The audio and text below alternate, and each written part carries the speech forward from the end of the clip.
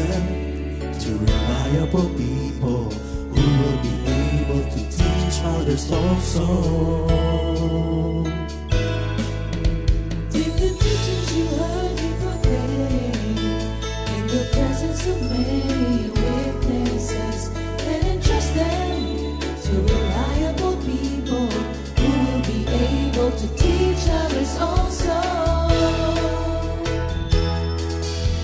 Take the teachings you heard me proclaim in the presence of many witnesses, and entrust them to reliable people who will be able to teach others also. Take the teachings you heard me proclaim in the presence of many witnesses, and entrust them to reliable people who will be able to teach others also. Second Timothy 2:2. Hallelujah, 2 Timothy 2:2.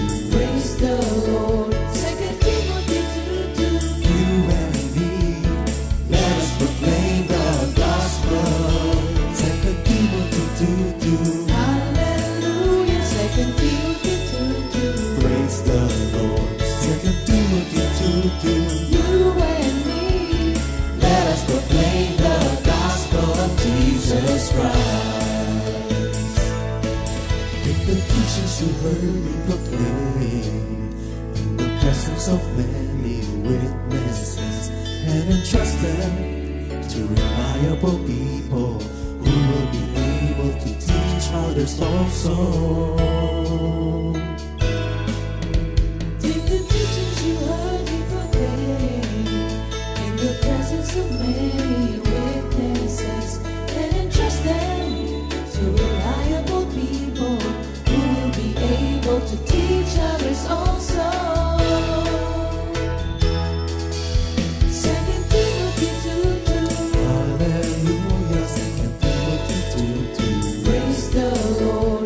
Second Timothy 2:2. You and me, let us proclaim the gospel. 2 Timothy 2:2. Hallelujah. Second Timothy 2:2. Praise the Lord. 2 Timothy 2:2. You and me, Let us proclaim the gospel of Jesus Christ.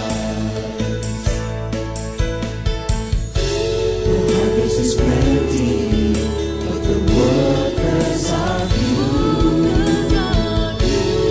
As for me and my house, we will serve the Lord. We will serve the Lord.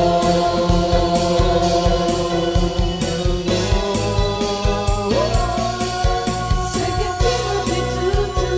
Hallelujah. Second Timothy 2:2. Praise the Lord. Second Timothy 2:2. You and me, let us proclaim the gospel. 2 Timothy 2:2. Hallelujah. 2 Timothy 2:2. Praise the Lord. 2 Timothy 2:2. You and me, Let us proclaim the gospel of Jesus Christ. 2 Timothy 2:2. Hallelujah. 2 Timothy 2:2. Praise the Lord. 2 Timothy 2:2. You and me, let us proclaim the gospel.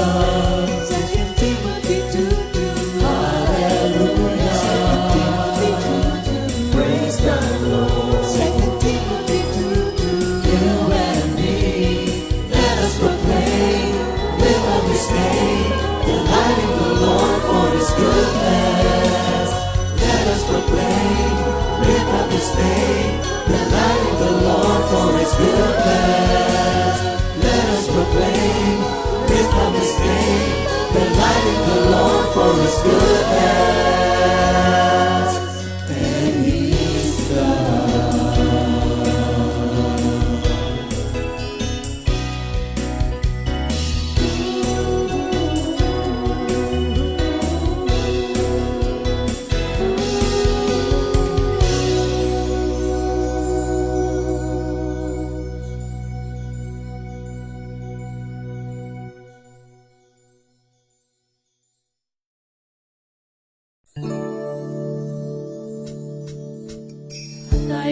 ay magpuri, bigyang luwalhati ang tunay na hari.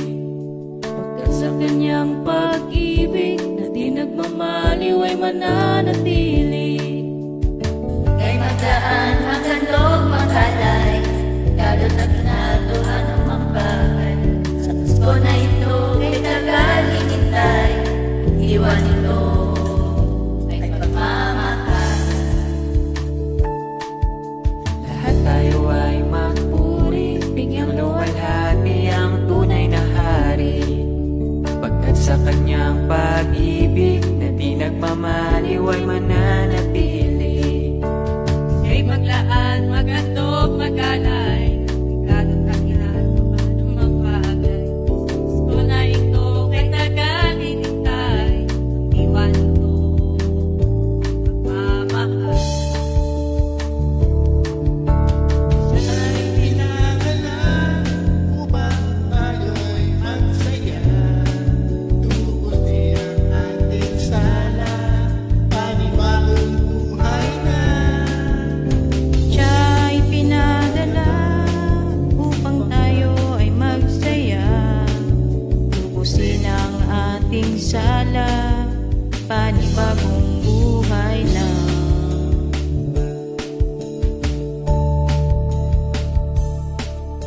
Lahat tayo ay magpuri, bigyang luwalhati ang tunay na hari. Pagkat sa kanyang pag-ibig na di nagmamaliw ay mananatili. Kay maglaan, maghandog, magalay, dadot at ginagawa ng magbagal. Sa Pasko na ito, kay tagal hinintay, iwan ito ay pagmamahal. Siya'y pinangalan upang tayo'y magsaya. Tubos niya ang ating sala, panibagong buhay na. Siya'y pinadala upang tayo ay magsaya. Tubusin ang ating sala, panibagong buhay na. La la la la la, la la la la la, la la la la la, la la la la la. Magbigay, maglaan, maghandog, mag-alay, ng regalo at regalo, anong magbagal. Tapos mo na ito, may nagkalilintay, at iwan ito ay pagmamahalan. Iwan ito ay pagbibigayan.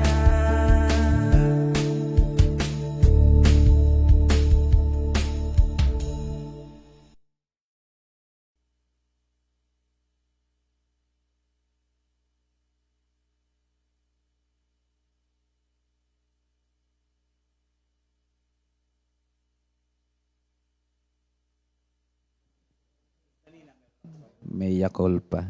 Hello. Okay, good morning, Jesus. Good morning Good morning, ulit. everyone. Good morning. North, East, West, South. Kompi family dito sa Pilipinas at sa buong mundo po. So again, mga kapatid, magandang umaga sa ating lahat. Tayo po ay patuloy na mag-aaral tungkol po doon sa series na nilagyan natin ng title na The Seven Wonders of Christmas. Pinaltan ko na yung days, ang maganda pala yung Wonders of Christmas. At we are connecting the dots. At sa araw pong ito, yung part 2 naman, yung tungkol sa Annunciation. Itong confirmation doon sa una nating lesson noong Tuesday tungkol doon sa propesiya sa panganak na isang birhen na tatawagin anak niya na Emmanuel. So, bago ang lahat, tayo po ay manalangin. Tayo manalangin. Amen. Thank you, Lord. Oh, hallelujah, hallelujah. Glory, glory, glory, Father. Ama, muli maraming salamat mula po kagabi hanggang sa ngayon. Dama po namin ang iyong pagkalinga sa amin.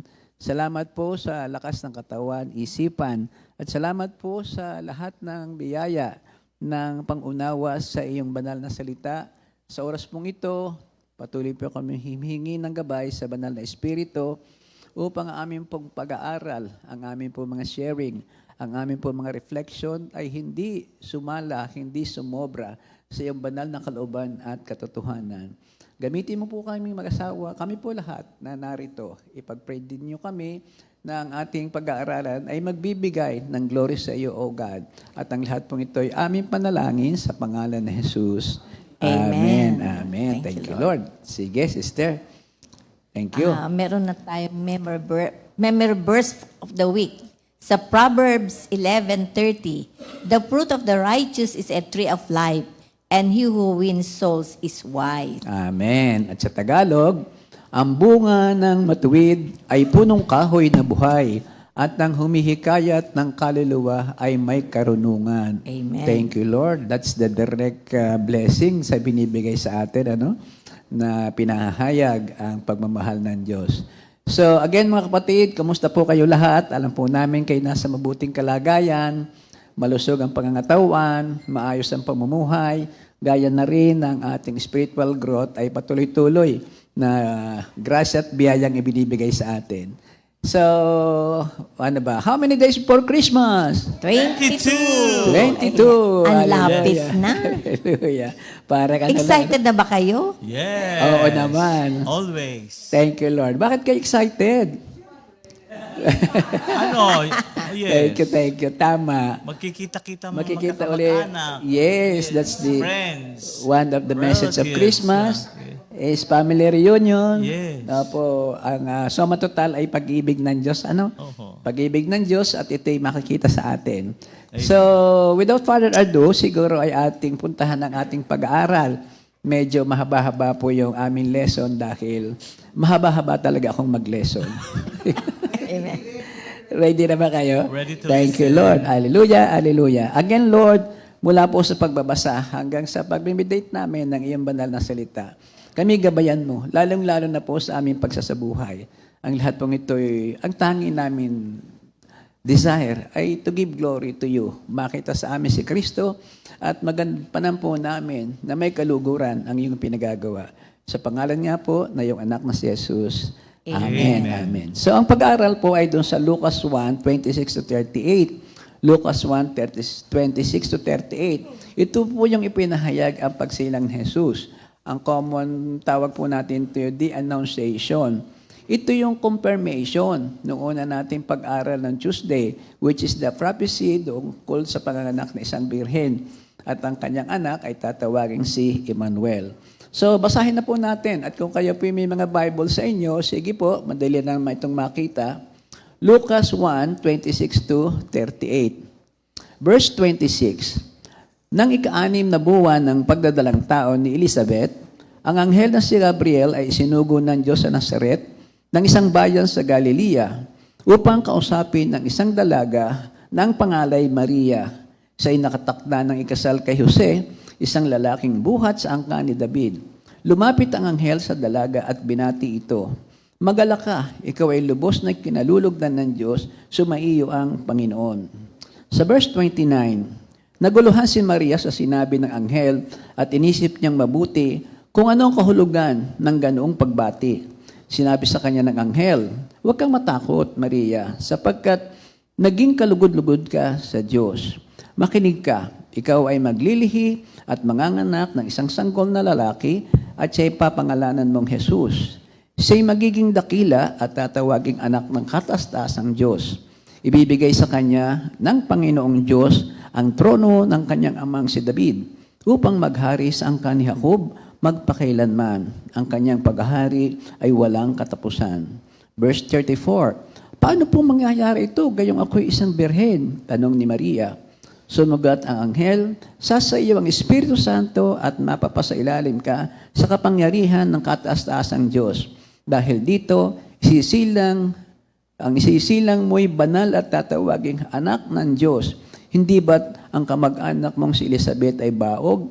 Gayunmay, naglihi siya at ngayon ika-6 na buwan na ng kanyang pagdadalang tao. Kahit na siya'y matanda na sapagkat walang anumang bagay na hindi kayang gawin ng Diyos. Sumagot si Maria, ako'y alipin ng Panginoon, mangyari nawa sa akin ang iyong sinasabi.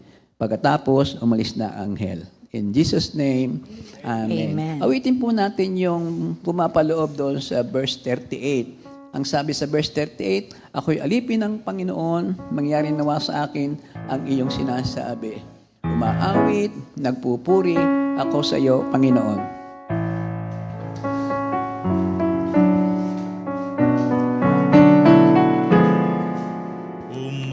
Umaawit, nagpupuri ako sa iyo, Panginoon. Ang puso ko'y punong-puno ng pasasalamat sa iyo.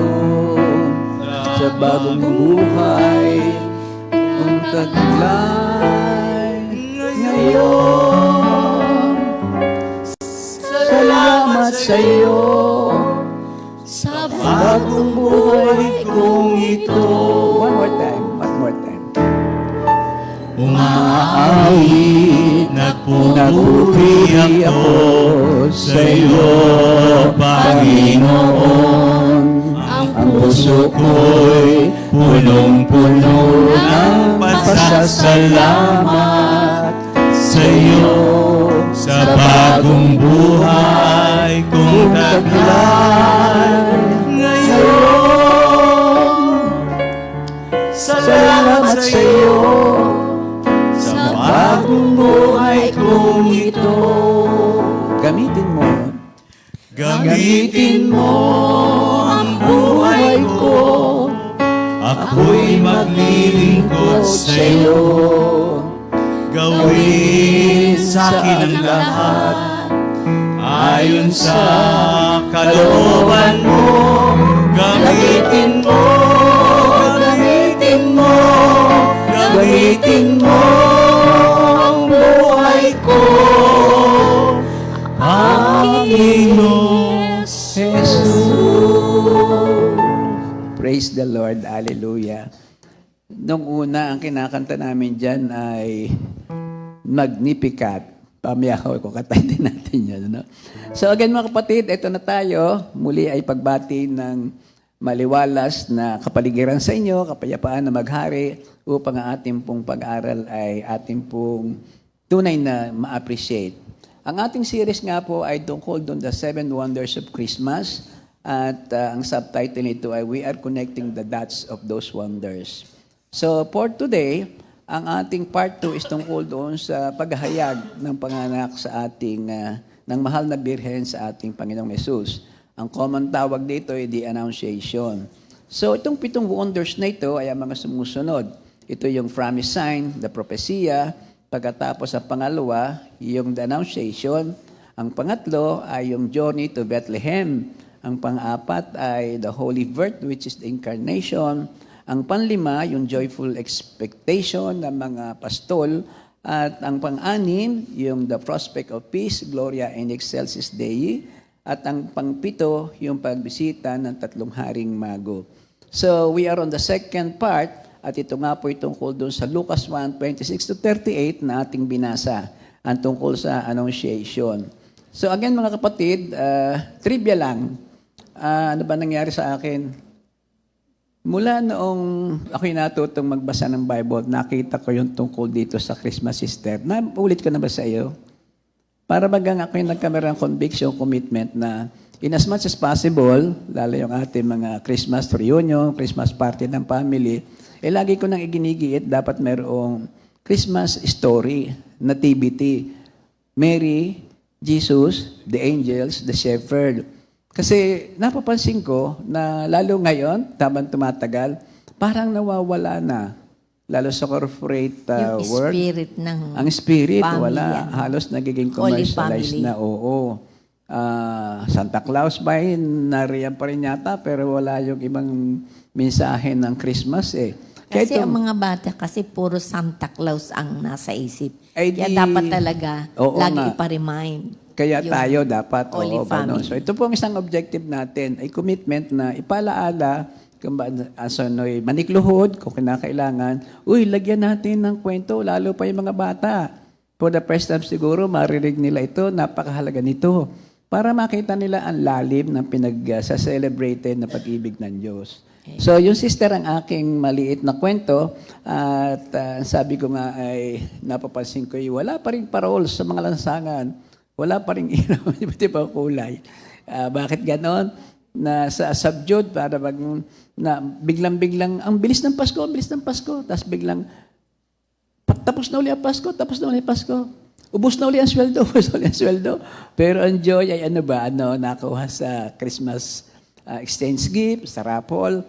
Sana this Christmas, mag-iba naman, mag-iba kasi ito actually ang invitation sa atin na ito magiging katulad ng sunod na pagbabalik ni Kristo.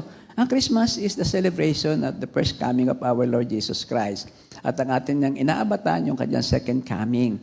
Kaya dapat ay mayroon itong lesson tungkol din sa second coming. So, recap tayo nung una. Ang sabi natin, ang propesya, sabi ni Esaias sa 7:14, dahil dito si Yahweh mismo ang magbibigay sa inyo ng palatandaan. Maglilihi ang isang dalaga at magsisilang na isang sanggol na lalaki at tatawaging pangalang Emmanuel. Ano bang ating mga natutunan doon? Prophecy, ito yung word of God, message from the Lord, ipinagkatiwala sa mga propeta upang ipahayag sa tao. Yun ang kanyang damdamin.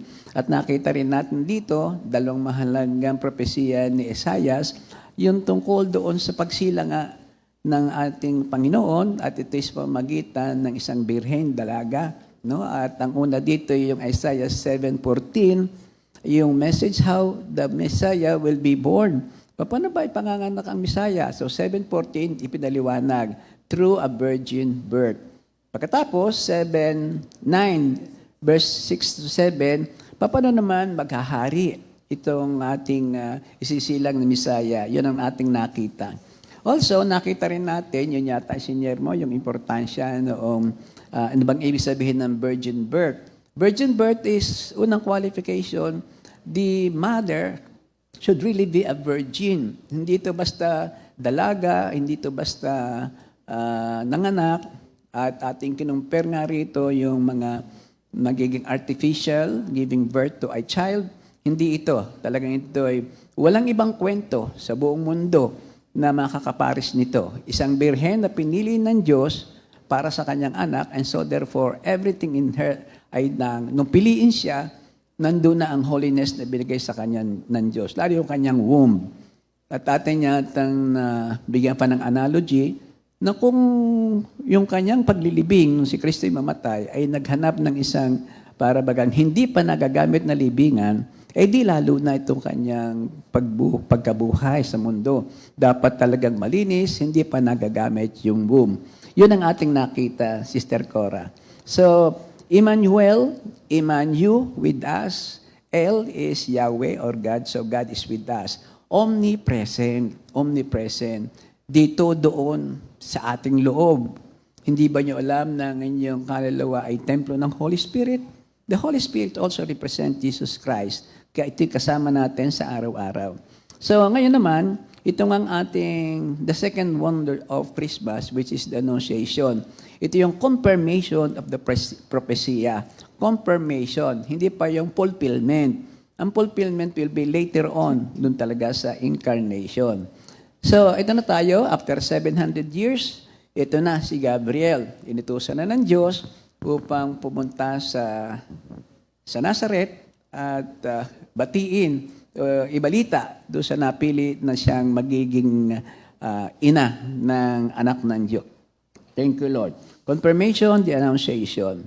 So, alam nating lahat na ang Christmas ay kompleto na halos doon sa Gospel ni Matthew saka ni Lucas. Yun na medyo may kaunting kadetalyahan eh. Pagdating doon sa Gospel naman ni Mark at saka ni John, medyo hindi ganun kadetalye. Kay Mark yata, ang tinignan na lang doon ay the servant will come. Hindi siya nagkameron ng detalye saan manggagaling. Doon naman kay John, ito naman ay ang kanya ay from the very beginning. Actually, walang beginning. John 1:1. Nagsimula siya sa salita, at ang salitain naging Diyos. Yun ang ating ngayong pag-aaralan. Thank you, Lord. Thank you, Father. Oh, hallelujah. So alam na natin yung tungkol sa shepherd, tungkol sa angels, tungkol sa three kings, tungkol sa sabsaban, tungkol sa maraming bagay. Alam natin yan. At alam din natin na, na pati yung mga threat sa buhay ni Jesus Christ. Alam natin yan, care of yung plano ni Herodes at ang kanyang total na angkan. Pero, let us be open now sa isa pang parte ng Christmas story na for me ay ako nahinga ng prayer. Sabi ko, pag-pray niyo ko rito kasi para bagang meron pang isang Christmas story na ang narrator ay walang iba kundi si Jesus Christ. Sa akin, siguro 2 years ago, this is very, very, sabi ko, meron bang ganon? Si Jesus Christ ang narrator.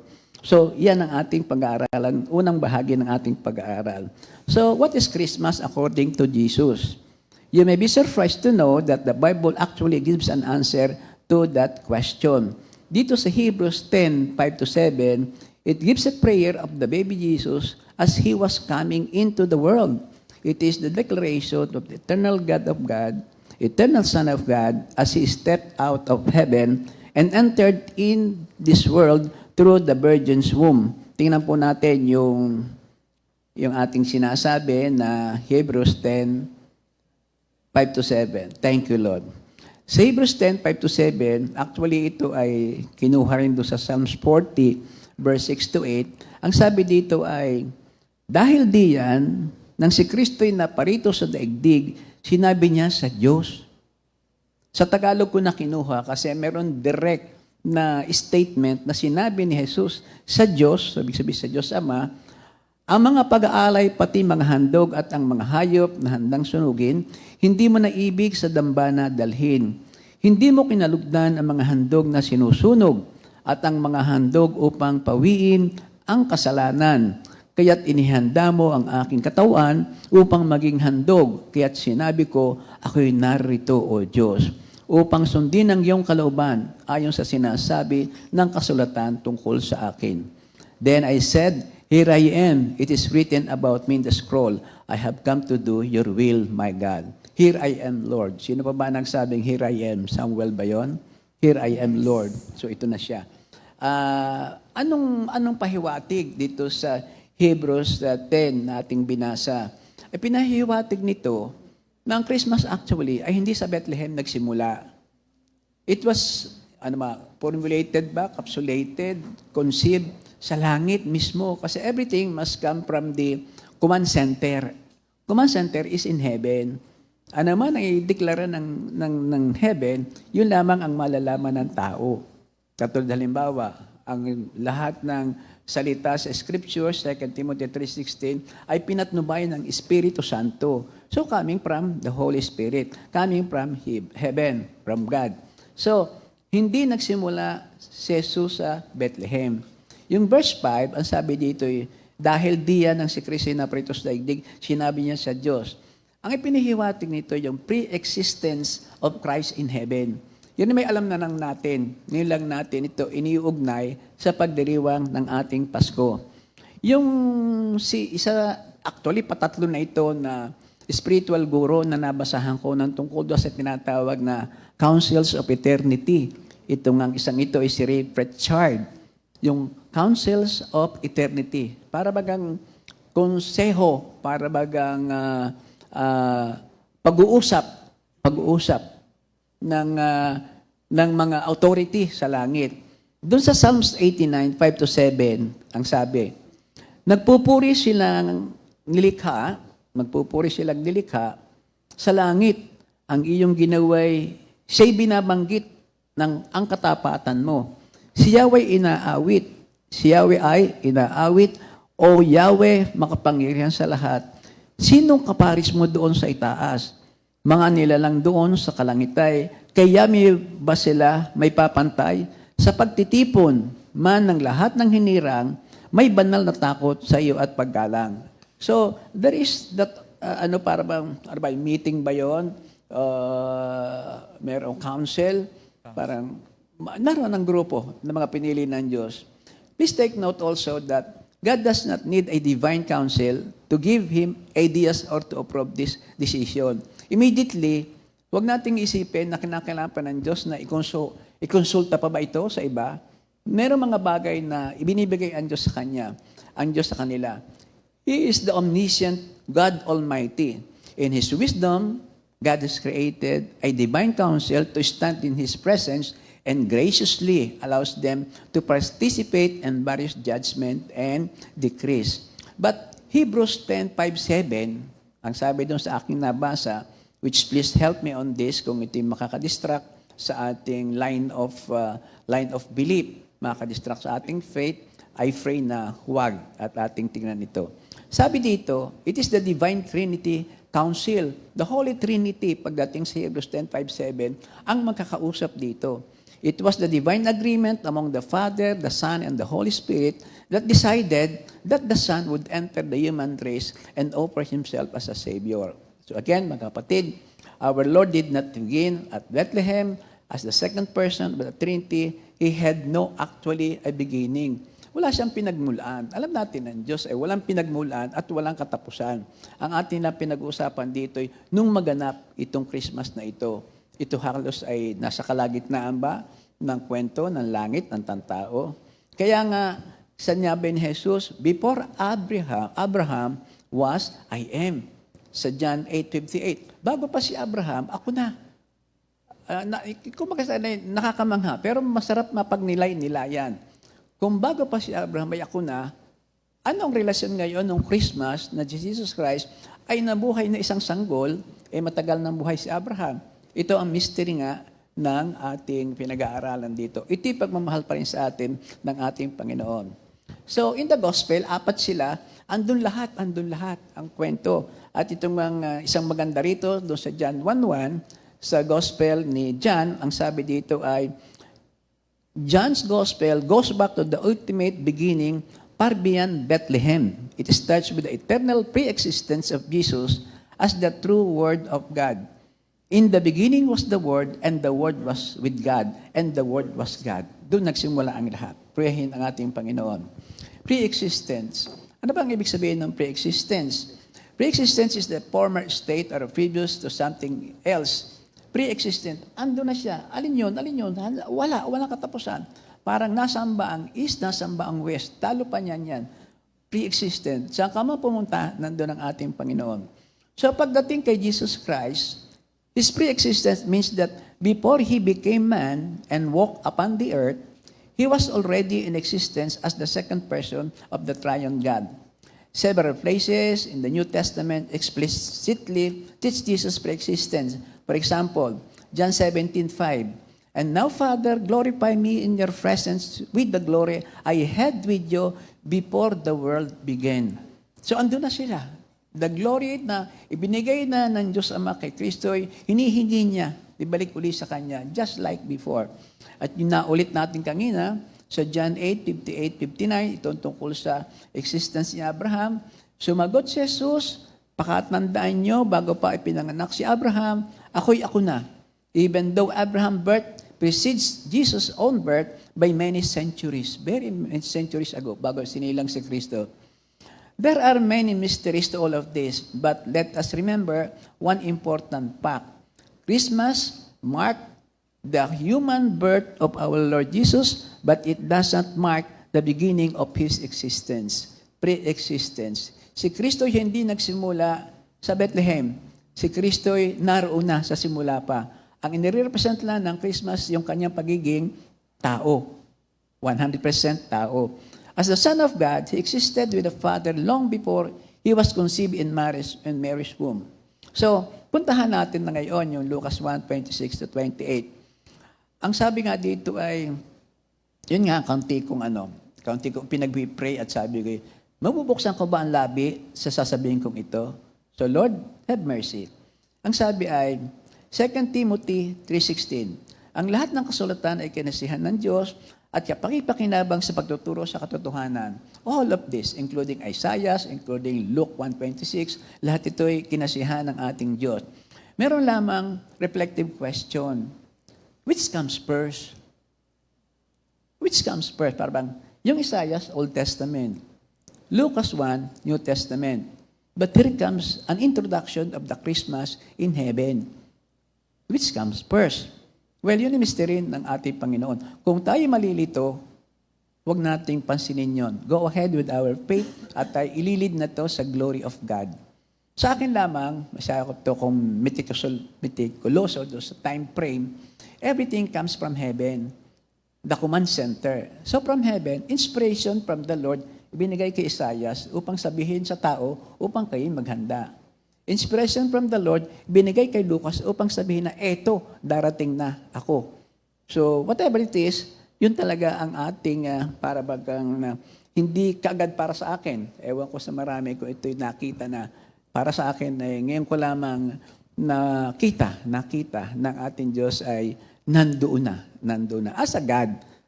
Pero as a person, ito na yung Christmas.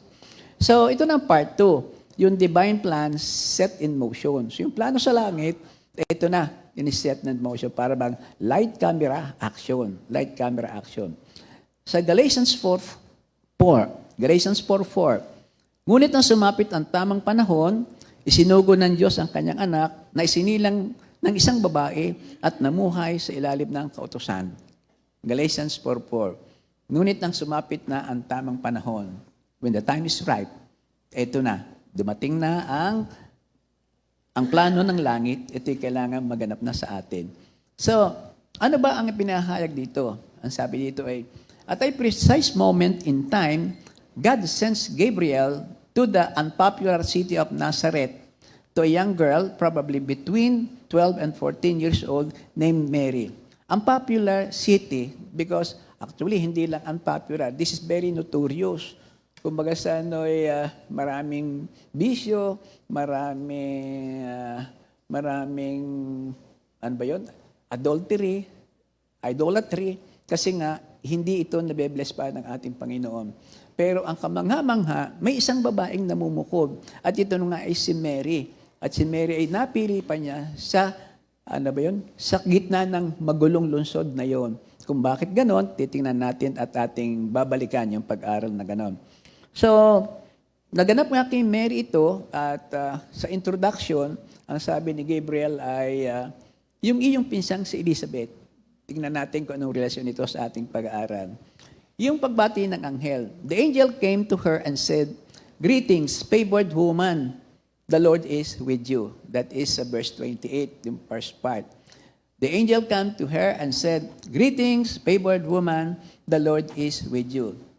Itong word na ito ay a word of encouragement at saka to comfort that God was with her now and throughout that the angel is about to reveal. The angel, God is with you, Emmanuel. Ang ibig sabihin, just to be at peace. God is with you. An introduction na meron siyang ipahahayag na kung wala ito, baka hindi kayang matanggap. Pag sinabing, God is with you, so ang Diyos na ang bahala. Ang Diyos na ang bahala sa ating pag-uusapan. So, she lived in a corrupt, despised town, but she kept herself from its impurities. Kanyang na-maintain yung kanyang purity, yung kanyang grace. Dahil dito, ang kanyang karakter, siya ay naging favor of God was on her. Na, ulitin ko ba ulit ito? Controversial. Controversial in a sense na hindi naman dapat na maging controversial sa atin na nakilala na si Lord. So may mga pananampalataya, church at that, generally ang Catholic Church at iba pang pananampalataya, na yung mapakilala kay Maria ay kahit wala sa Bible, inilagay na nila. Ang sabi ng iba, ito ipinag-pray din sa Holy Spirit, kaya ito'y napalagay. Well, kung ano man, di tingnan natin. Isa dito ay yung sinasabi na she was conceived without sin. So kung mawala sa Bible, so kanila yon. Pagkatapos, he is held up as an object of worship.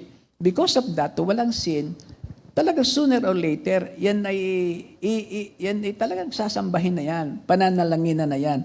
And as a matter of fact, to this extent, to many extent, parang nag-level na kay Kristo Jesus. Well, ipag-pray natin. As a born-again Christian, hindi yun katanggap-tanggap sa atin.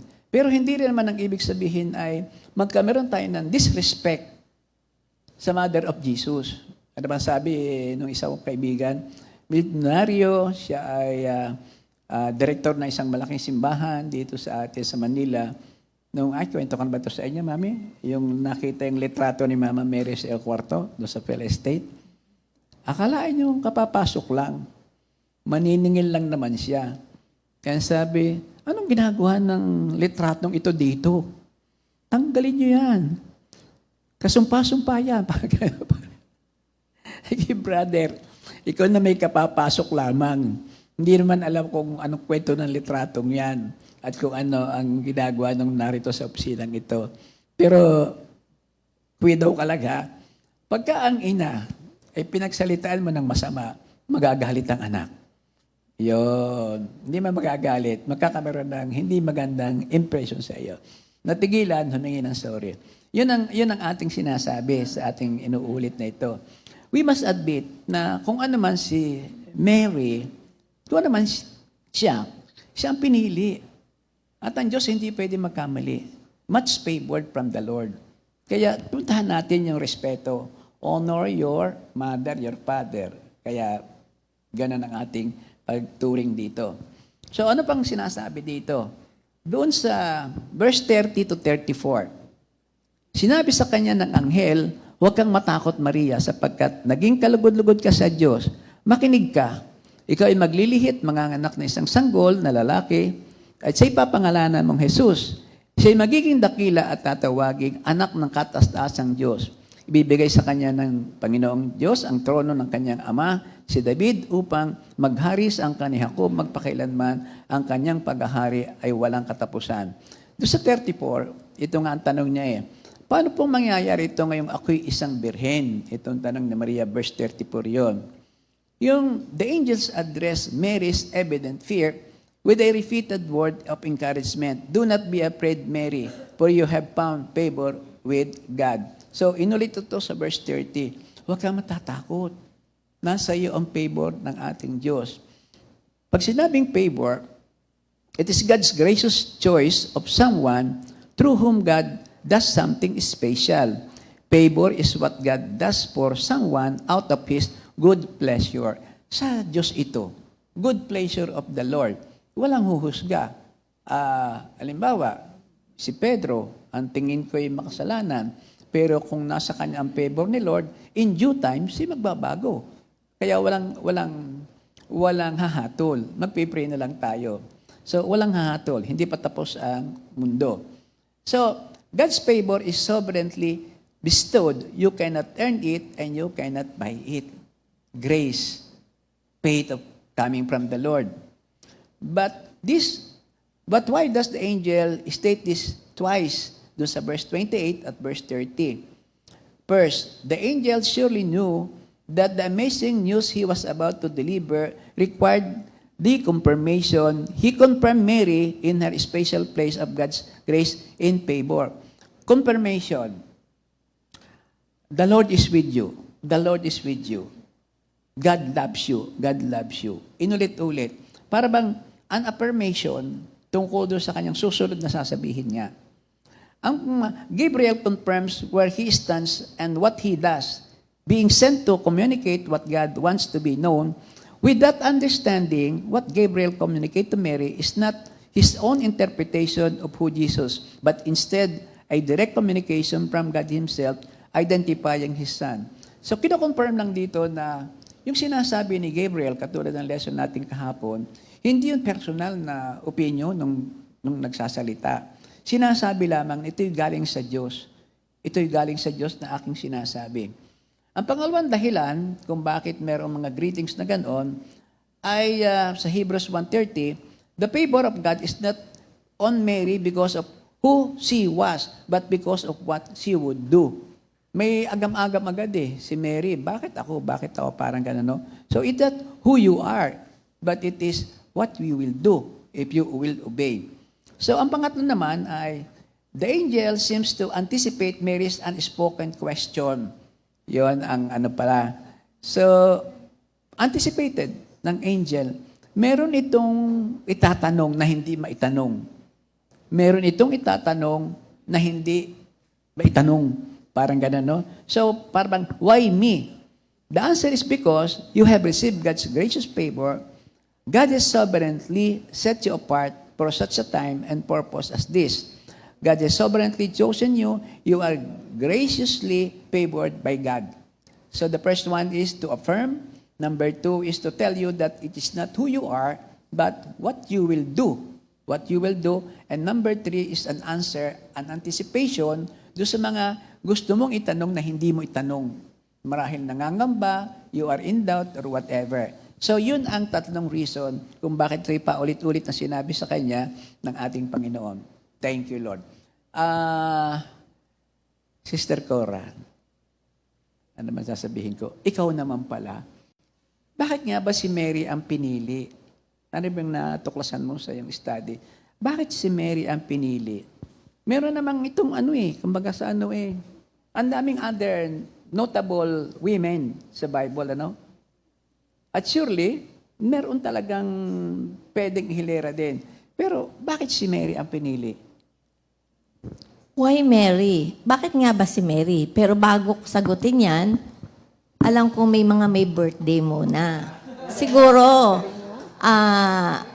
batiin mo natin na may kaarawan dahil kasi importante kasi mamaya yung kung bakit si Mary at dapat, okay. Happy birthday kay Sister Reseline Banwa, Sister Lilibet Rojas, Sister Dana de la Cruz, Brother Rafael Garcia, Sister James Serad.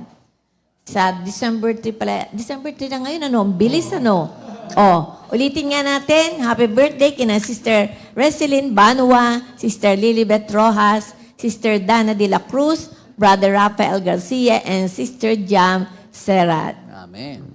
Tawagin na natin si Bong.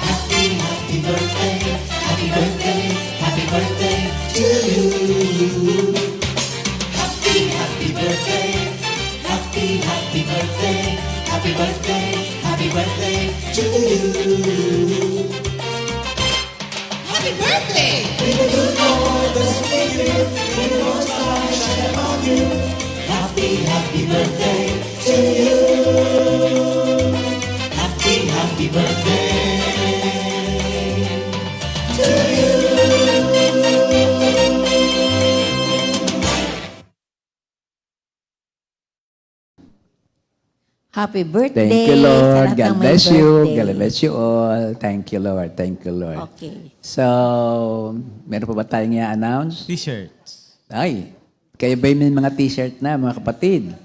Yeah, anniversary May t-shirt. habol. Sunod-sunod ng t-shirts itong lumalabas, ha? Meron tayong yung For His Glory, yung ating anniversary t-shirt. At meron pa dyan na iba't iba pa. So, ang order, ang payment, process, alam na po natin yan. At yun po ay, 250 for all yan, sizes. 250 for all sizes.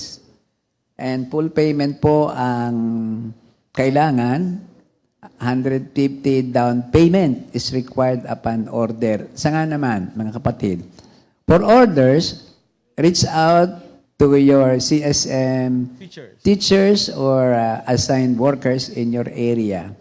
Sizes ay adult, extra small, and 3XL. Sa kids naman, sizes are also available. Release of item is care of CSM, teachers assigned in your worker. So deadline po ng order natin ay sa Sunday. December 8, Sunday. 18-20 for Sunday. Baka po dalhin na yan sa mga fellowship. Hindi pa po. Hindi pa. Basta Sunday magbayad po. muna. Ito na siya. Ito may mga chart pa rito para huwag kayong ma-oversize, undersize. So, Ibigay yung size, hindi yung age ibigay daw din yun yung mga sizes, wag yung age natin. ng bata. Okay. Siguro yun na, no? Malalaman na nila yan. Ayan. Sige nga, basahin natin. Yung extra small, ang length niya is 24, ang width is 18.5. This is centimeters, Inches. Inches. Pag sinabing width, yung dulo ng shoulder sa kabila. Pag sinabi namang length, mula dito hanggang dito sa dulo ng Thank you, Lord. Oo. Opo, post magpo-post na na lang tayo ha. Tingnan natin sa inyo mga GC, sa inyo mga community. Sige po mga kapatid, meron pa ba jam? Wala na. Okay, tuloy na tayo. Okay, sige. Oh, sister. sabi ang katanong kanina, why Mary? Bakit nga ba si Mary? Unang-una, because of Mary's chastity. Ano ba yung chastity? Yung virginity. Kalinisang puri sa Tagalog or ito yung number 1 requirement eh. Virgin. Oo, yung maging virgin pa. Sa Luke 1:27, nang ika-6 na buwan ng pagdadalang tao ni Elizabeth, ang anghel sa Gabriel ay sinugo ng Diyos sa Nazareth na isang bayan sa Galilea upang kausapin ang isang dalaga na ang pangalay Maria. So, ito rin yung sinabi sa Isaiah 7:14, therefore the Lord himself shall give you a sign. Behold, a virgin shall conceive and bear a son, and shall call his name Emmanuel. At sa Lucas 1:34, then said Mary unto the angel, paano pong mangyaya ito gayong ako'y isang berhen? Tanong ni Maria. So Mary is recognized as a virgin. Talagang alam niya na talagang si virgin dahil siya talaga ay she kept herself morally pure. This small detail which Luke adds to the story can be quickly overlooked but is important. Napakahalaga nito na dapat nating malaman. Please take note that itong sinasabi sa Isaiah 7:14, Isaiah tells us when the Messiah comes to earth, he will be born from a virgin. Paul tells the Galatians that God sent his son at a precise time born of a virgin. Galatians 4:4. This detail about Mary will be the central topic of conversation between Mary and Gabriel. We also learn that Mary is the betrothed to Joseph. So sa atin ang tawag doon yung ipinamulong na. In the Jewish custom, this means they are legally married but have not had a marriage ceremony nor consummated the marriage. The betrothal period will last about a year to test the fidelity of the couple, yung katapatan ng isa't isa. At kung ang lalaki ay ready na buhayan ang kanyang magiging asawa. So, yung pala, anong pala nun ba, 1 year pa na parang palugid. Ang sunod, yung bakit si Mary ang pinili. Pinili at hinirang. Yun ang padalwa. So, yung una, yung chastity, ang padalwa, she was chosen. Sa Luke 1:28-30, lumapit ang anghel sa dalaga at binati ito. Magalak ka, ikaw ay lubos na kinalulugdan ng Diyos. Sumaiyo ang Panginoon, naguluhan si Maria sa sinabi ng anghel at inisip niyang mabuti kung ano ang kahulugan ng ganung pagbati. Sinabi sa kanya ng anghel, huwag kang matakot Maria sapagkat naging kalugod-lugod ka sa Diyos. So, ang angel dito come into her and said, sa English yun, Hail, thou art highly favored. The Lord is with thee. Blessed art thou art among women. And when she saw him, she was troubled at his saying and cast in her mind, what manner of salutation this should be? And the angel said unto her, Fear not, Mary, thou hast found favor with God. Talagang, talagang medyo natakot si Mary kung anong ibig sabihin ng sinasabi ng anghel sa kanya. 2 beses na nabasa natin itong pagbating ito kay Maria. Unang-una, mula kay Angel Gabriel, ito nga yung sa Annunciation sa Lucas 1:28. At ang padalwa, yung mula sa kanyang pinsang Elizabeth, yung ina ni San Juan, yun yung visitation, nung bisitahin ni Mary ang kanyang pinsang sa Elizabeth. Tingnan natin ito. God chose Mary not by any merit by her own, but by the grace of the sovereign God. Sabi nga ni Thomas Watson, God did not choose us because we were worthy, but by choosing us, He makes us worthy. At sa Juan 15:16, hindi kayo ang pumili sa akin, ako ang pumili sa inyo. Hinirang ko kayo upang kayo humayo at magbunga at manatili ang inyong bunga. You have not chosen me, but I have chosen you and ordained you. So sa Ephesians 2 naman, 8 to 9, sapagkat dahil sa kagandahan loob ng Diyos, kayo ay naligtas sa pamamagitan ng pananampalataya. At ito'y kaloob ng Diyos at hindi mula sa iyong sarili. Hindi ito bunga ng inyong mga gawa, kaya ito walang maipagmamalaki ang sinuman. Kaya ito talaga, ang napili talaga ay si Maria. Kasi nasa kanya ng lahat dahil siya ay talagang pinili at hinira ng ating Panginoon. Ang patatlo, yung Mary's cooperation. Alam nyo, kung hindi nag-cooperate si Mary, walang Pasko, di ba? Kung hindi siya nag-cooperate. Mary was not only a clean vessel, but she was an empty vessel. Wala siyang ipinagmamalaki, meron siyang kababaang loob. Sa Luke 1:38, and Mary said, Behold the handmaid of the Lord, be it done unto me according to thy word. Ako'y alipin ng Panginoon. Mangyari nawa sa akin ang iyong sinabi. Pagkatapos umalis na ang anghel. So, ano ba yung handmaid? Yung sabi ni Dole. Ibig sabihin yung female slave. The term Dole refers to a female slave or bondwoman, emphasizing her position of servitude and subordination. In the New Testament, it is used to describe women who are in a position to service, often highlighting their humility and dedication. Ang dulos naman yun yung male servant. So, Mary accepts the situation with all its risks. So, talaga tinanggap ng buong puso ni Maria yung pagkahirang sa kanya. Pero isipin natin, di ba, may mga risks yun. Katulad, maraming marites ngayon sa panahong ito, di ba, kung iisipin, sasabihin, unwed mother yan, single mother yan, di ba? So sa kanya, tinanggap niya lahat yun. Alam niyang marami ang magtataka, maraming magsasabi. Sabi nga, there were the legalists. If the legalists believe her to be immoral, they would have her stoned. Babatuhin siya hanggang sa mapatay siya. So, ang pangatlo, isipin niya, anong sasabihin ni Jose? Ano ang kanyang gagawin? So, Joseph narrowed it down to 3 options. Yun inisip ni Mary, her quickly even though the baby wasn't his. Publicly divorced Mary was as an adulteress, in which case she will be stoned to death. Have the marriage contract set aside quietly while Mary went off to have her baby elsewhere. So, salamat sa Diyos.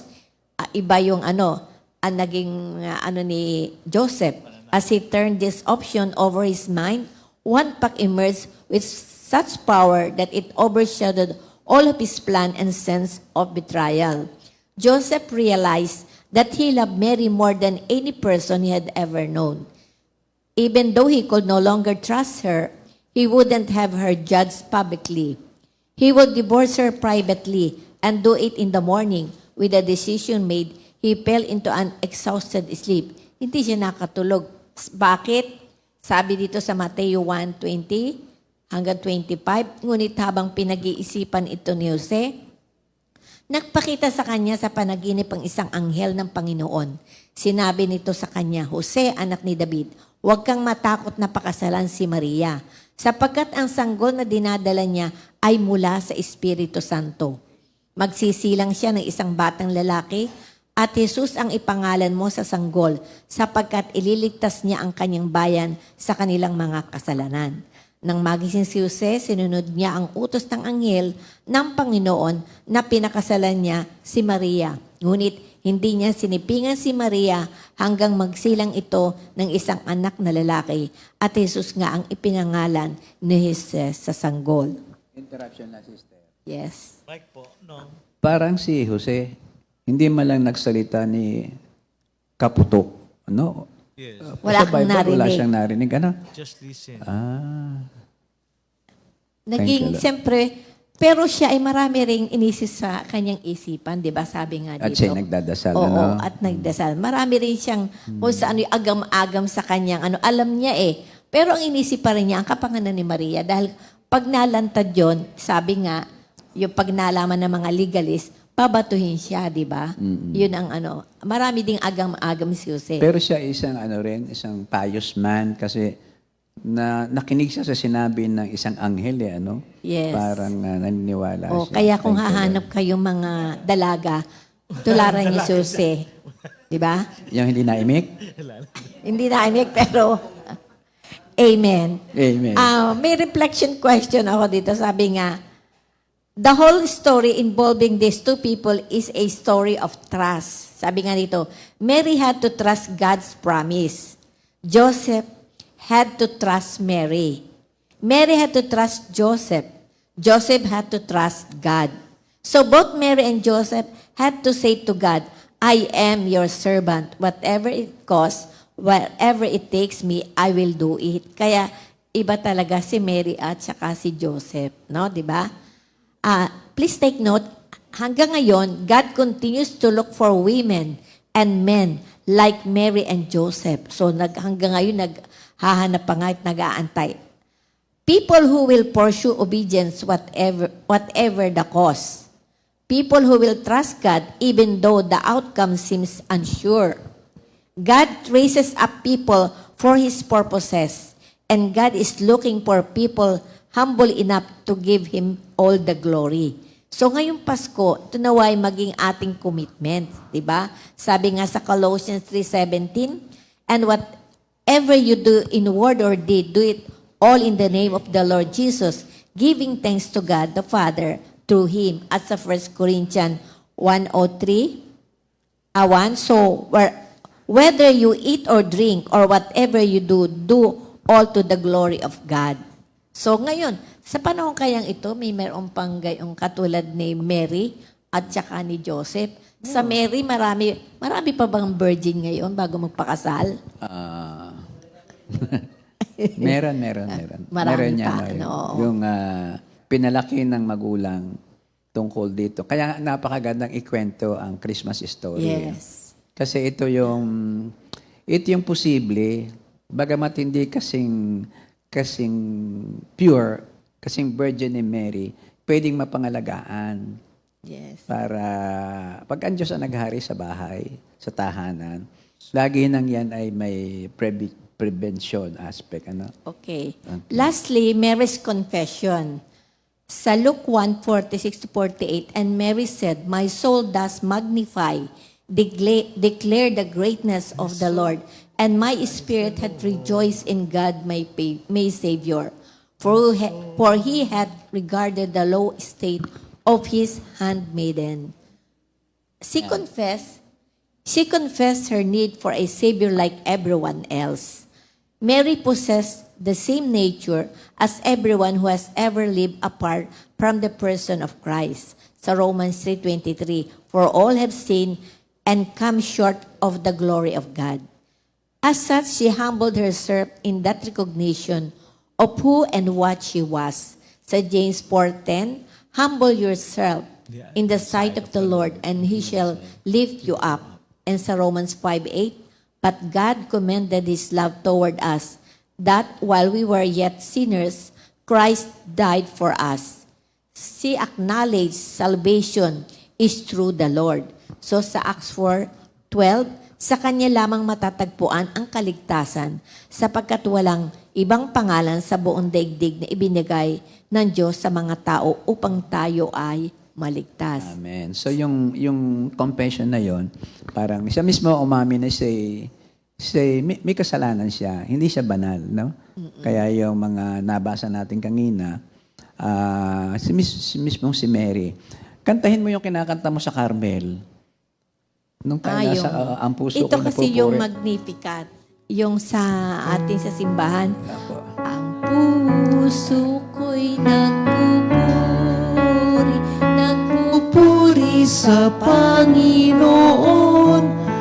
Nagagalak ang aking espiritu sa aking tagapagligtas. Sapagkat Nilingap niya. Mahirap kasi katen. Iba kasi yung kanta ng kompi eh. Hindi.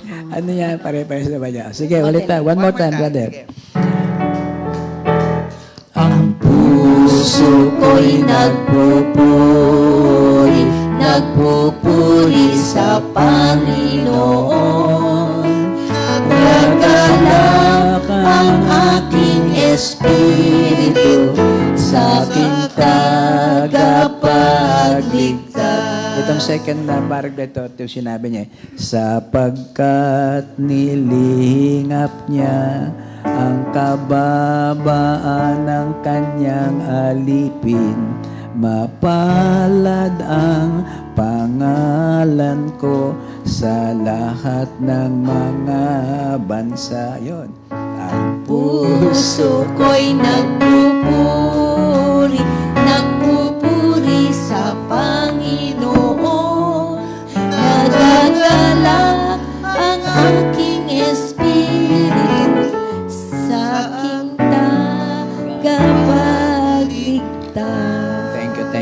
Thank you, sister.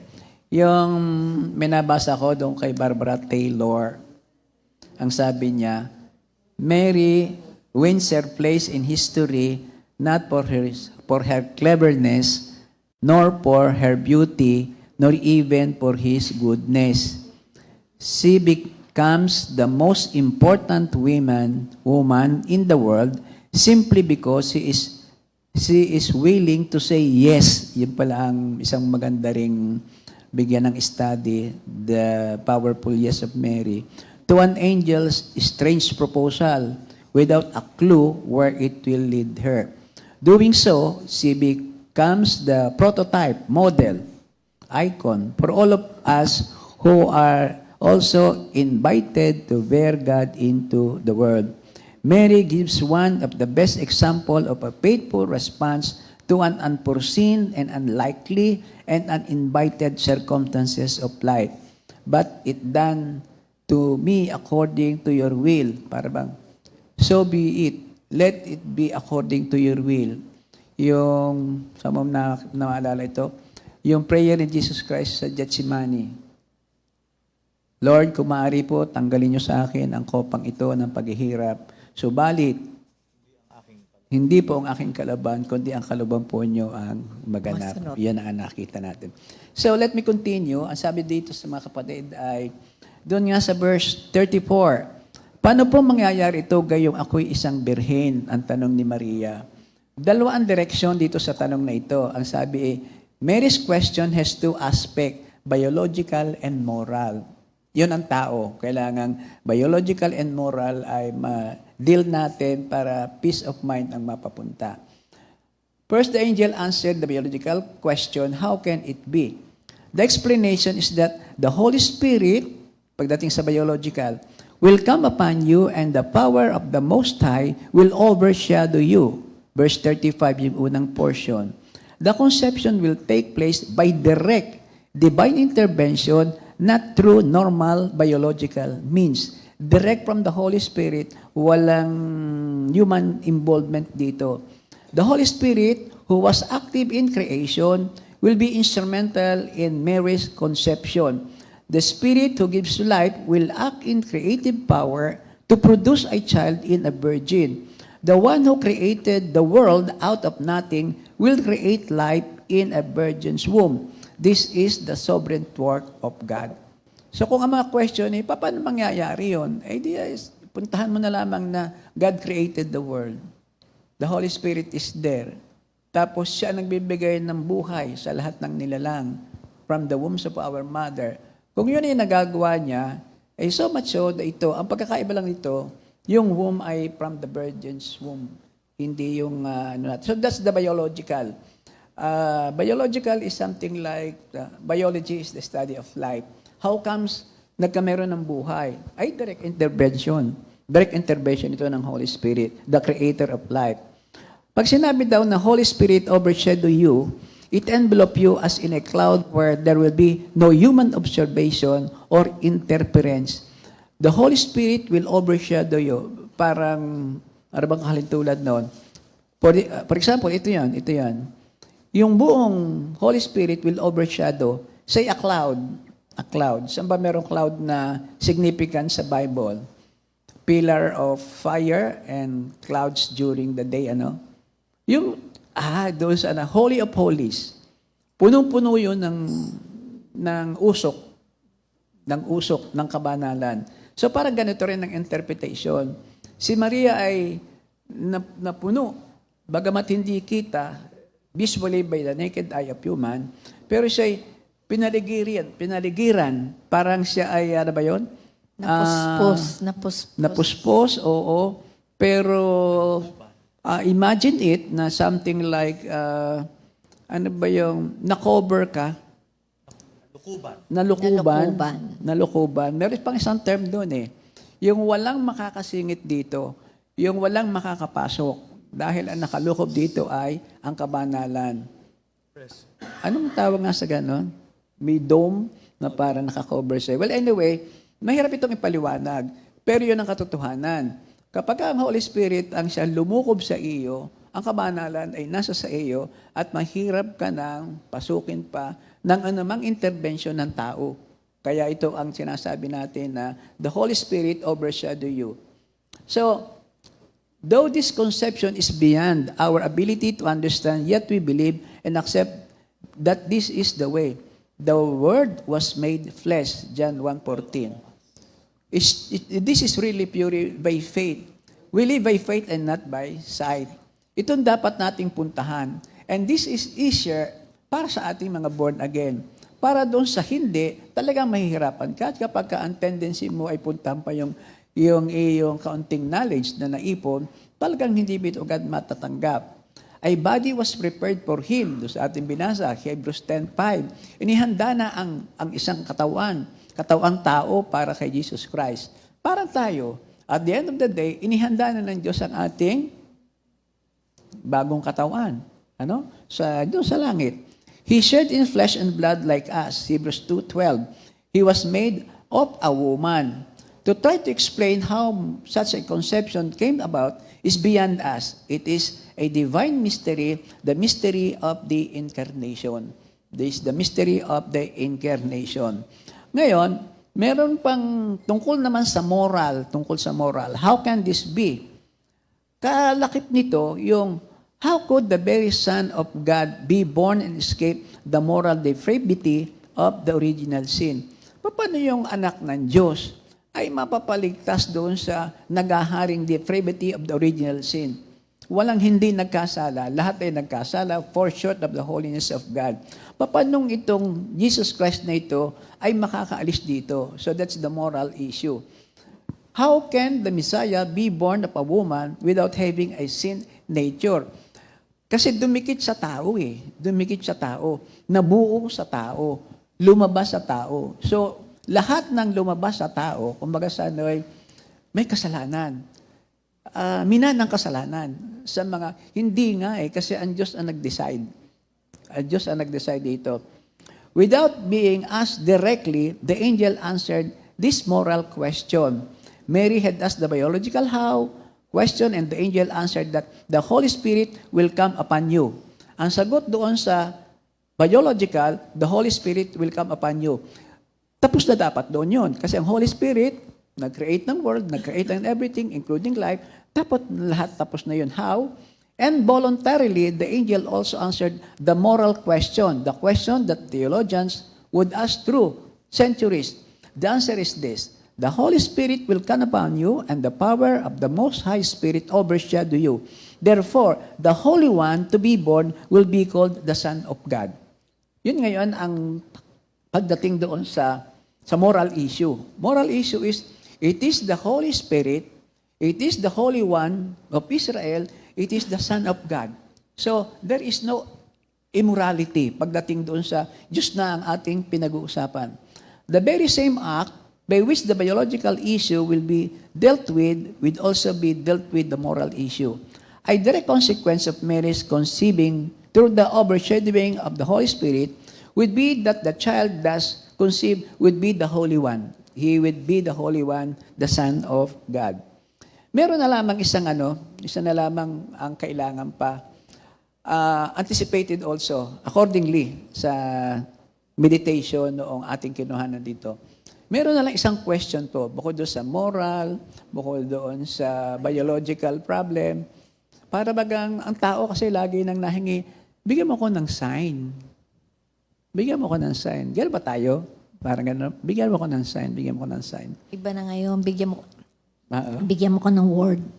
Ayun nga. Ay, maganda yon. Bigyan mo ko ng word. That is the sign. Ano? Bigyan mo ko ng word. That is the sign. Pero before that, nahingi tayo ng sign. Katulad ko nga, nakwento ko sa inyo. Lord, ito bang transaction ito yung aking papasukin? Bigyan niyo ako ng 12 red roses. Noon yun, kaya nga. Ang gagawin ko naman, pupunta ka doon sa Carmel, ang daming roses doon. Hindi lang 12. Kaya lahat na transaction, pinapasok ko kasi may sign. Kidding aside, parang indirectly, nasan ang sign? Parang nasa isip nasan ang sign? Kung hindi man tinatanong, pero para sa akin, hindi na nagtatanong si Mary niyan. Para lang ma-confirm at mabigyan pa ng kaunti pang motivation si Mary, ang sign na ibinigay niya ay tungkol kay Elizabeth. 6 months no si Elizabeth. Nabuntis. Hindi mo ba alam, parang something like that, iko-coin ko lang, hindi mo ba alam ng pinsan mong si Elizabeth ngayong ay 6 na buwan ng nagdadalang tao? At alam niya si Elizabeth. Si Elizabeth ay matandang-matanda na. Baog. Tapos matagal na rin baog. And yet, here it comes. Nagbubuntis. By the way, parallel. Miracle. Talagang this is one of the miracles of Christmas. Si Elizabeth, matandang-matanda na. Si Maria, 12, 14 years old. Si Elizabeth, matagal ng baog. Barren. Si Mary, virgin. Si Elizabeth, ang kanyang nasa napupunan niya ay si John the Baptist. Ahead ng 6 months kay Jesus Christ, naki-Mary naman si Jesus Christ. So John the Baptist, from very start, is the forerunner. Kumbaga nangunguna ka. At sabi mo sa mga tao. Ganun lang, all are miraculous. Kaya ang Christmas is so wonderful. Para bagang, kung ito'y malalaman ng mga bata o kung hindi man bata, ito'y magbibigay sa kanilang inspirasyon. Talagang hindi natatapos ang pag-ibig ng Diyos sa atin, sa pagbibigay sa atin ng mga solusyon na tulad nito. So ito mga kapatid, ang ating pag-aaral na nakuha. Ang ibig sabihin lang nito ay talagang, kung ikay may doubt pa sa buhay na ito, kung ikay may tanong, yung mga tanong na kalimitan nating naririnig. Bakit kung sino pa ang mabait? Bakit kung kailan ako napapunta? Bakit? Ang sabi dito ay, have trust in God. Kung talagang tinanggap mo ang Diyos, hindi ka mapapahamak. Ang lahat ng mapapunta sa good, better, best. At kay Lord, nothing is impossible. Amen. Nothing is impossible. So, mga kapatid, maraming salamat po sa oras na binigay sa atin ng Diyos. At nawa po yung ating napag-aralan ay may salin din nyo bilang kwento sa mga mahal nyo sa buhay. Pero higit sa lahat, may pamuhay natin yung trust ni Mary, yung faithfulness ni Joseph, at talaga pong ang Diyos ay pinanganak at siya po ay 100% na Diyos at 100% na tao. Amen. Thank you, Lord, in Jesus' name. Amen. Meron tayong repeat new song Repeat of the new week. song, yeah. Araw-araw Pasko, composed by Brother Enol Nocom. Thank you, Lord. God bless.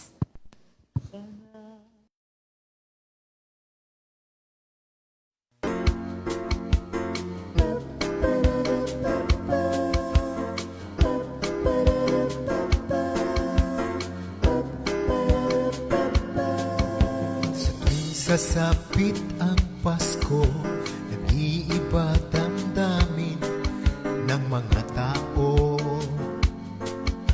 Ang masungit, bumabait, magkakagalit, nagbabati, nagbibigay ng dating gipit. Sana araw-araw Pasko, madarama mo ang diwa nito. Sana araw-araw Pasko nang mapasayo ugali ni Kristo. Sa tuwing sasapit ang Pasko, nagbibigayan ng mga regalo. Malaki man o maliit, mahal man yan o nagtipid, ang mahalaga, puno ng pag-ibig. Sana araw-araw Pasko, madarama mo ang diwa nito. Sana araw-araw Pasko, nang mapasayo ugali ni Kristo. Sa tuwing sasapit ang Pasko, nagbibigayan ng mga regalo. Malaki man o maliit, mahal man yan o nagtipid, ang mahalaga, puno ng pag-ibig. Sana araw-araw Pasko, sana magbigayan tayo. Sana araw-araw Pasko, sana makatanggap kayo. Sana araw-araw Pasko, sana magbigayan tayo. Sana araw-araw Pasko, sana makatanggap kayo ng pagpapala mula kay Kristo.